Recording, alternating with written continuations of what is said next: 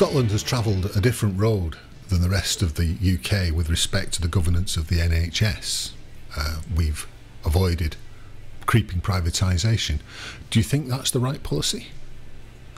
I think we should be proud that Scotland's NHS remains in public ownership. I think the fundamental principle of the NHS is that everybody should have access to health services free at the point of need. And that's what we have in Scotland, and we must do everything we possibly can to make sure that it stays like that. I think the prospect of patient charging and privatisation that we see being rolled out as a priority flagship policy, in fact, in England, I think is regrettable. I think the UK government is doing that by stealth. I don't think it's been open and transparent about its objectives for the NHS in England.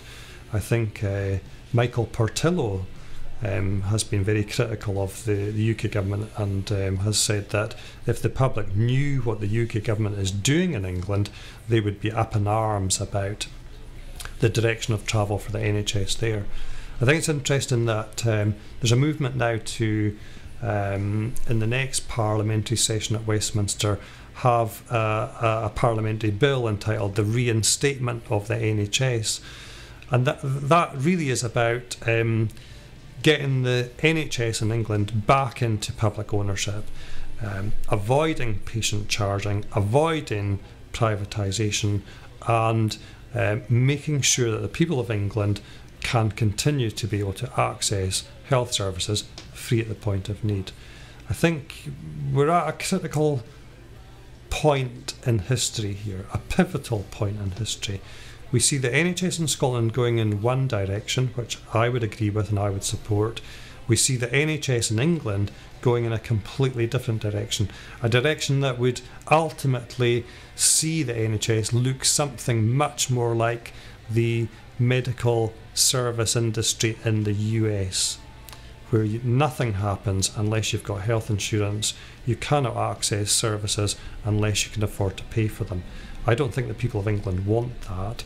I think, unfortunately, if that's the direction of travel for the NHS in England, that will have an effect on the NHS in Scotland, because the two are linked through the Barnett formula.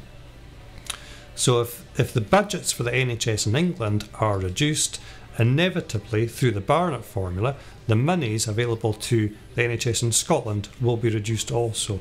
And that's something that I think the Scottish National Party is fully up to speed on, and something that the Scottish National Party, if we have a strong representation at Westminster, will work very, very hard to make sure never comes to fruition.